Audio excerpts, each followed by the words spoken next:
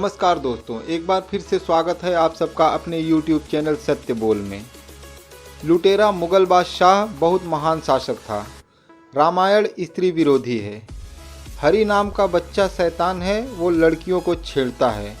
और असलम की मिठाई की दुकान में मक्खी नहीं बैठती है, वो मिठाई में थूकता नहीं है।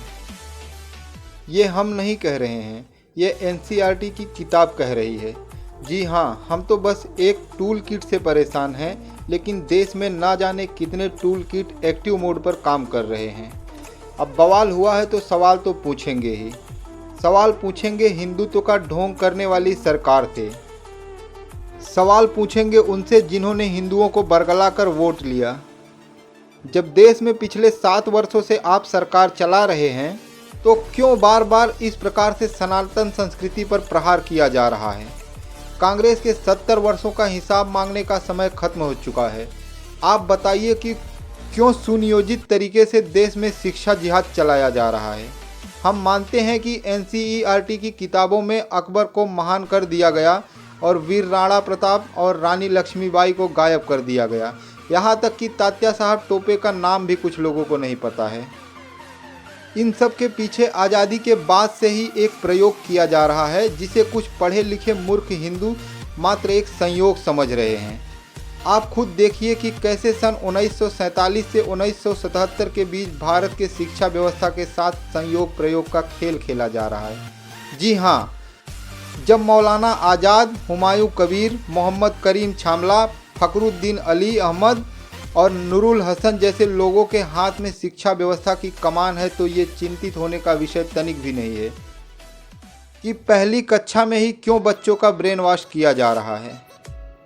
हाल ही में NCERT द्वारा जारी किए गए पुस्तक में एक कविता है जिसका शीर्षक है आम की टोकरी, और कविता कुछ इस प्रकार है।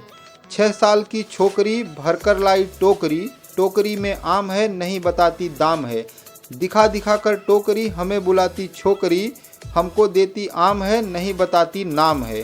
काम नहीं अब पूछना, हमें आम है चूसना। क्या NCERT द्वारा पढ़ाए जा रहे ये छोकरी जैसे शब्द उचित हैं? क्या सब पढ़ें सब बढ़े का स्लोगन देने वाले एक कविता के माध्यम से बाल मजदूरी को बढ़ावा नहीं दे रहे हैं? यही नहीं, अभी और आगे देखिए। अप्पन और असलम 2 लोगों की मिठाई की दुकान है। अप्पन की दुकान पुराने ज़माने की है और मिठाइयों पर मक्खी उड़ रही है। वहीं असलम की दुकान की मिठाई आधुनिक फ्रिज में रखी गई है। उसके पास इलेक्ट्रॉनिक वेइंग मशीन है और हाथ में ग्लव्स भी पहना है। मतलब ये वाला असलम मिठाई में थूकता नहीं है। अब इस किताब में सवाल पूछा जा रहा है कि आप किसके दुकान से मिठाई खरीदना पसंद करोगे? जायज़ सी बात है, आप असलम बताओगे। और आगे बढ़ते हैं। एक बच्चों का खेल होता है जिसमें नाम लेकर बच्चों के ऊपर बॉल फेंका जाता है। यहाँ 3 लड़कियाँ हैं और 1 लड़का। लड़कियों का नाम कुछ इस प्रकार है, मनी, मोली और कला, और लड़के का नाम है हुसैन। जी हाँ, अब इसे आप लव जिहाद मत समझिए, ये तो बस मात्र एक संयोग है। आगे बढ़ते हैं, थोड़ी बड़ी कक्षा में प्रवेश करते हैं, जहाँ मल्टीप्लिकेशन ऑफ मैट्रिक्स पढ़ाते हैं। मीरा और नदीम नाम के 2 दोस्त हैं। ओहो, फिर से एक बार, इसे आप लव जिहाद मत समझिए, ये तो मात्र एक संयोग है। और आगे चलिए।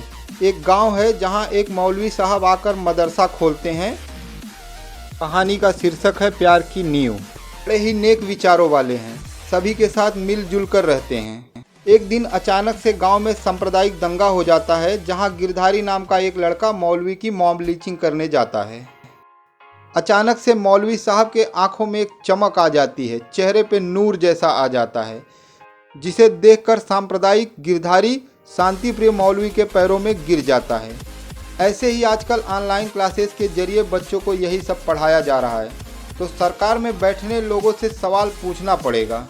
और आप भी इस प्रकार के इस्लामिक शिक्षा व्यवस्था से परेशान हैं तो वीडियो को शेयर करिए और लोगों तक पहुंचाइए। आज के वीडियो में बस इतना ही। मिलते हैं नेक्स्ट वीडियो में। तब तक के लिए आप अपने घरों में रहिए, स्वस्थ रहिए, मस्त रहिए। जय हिंद।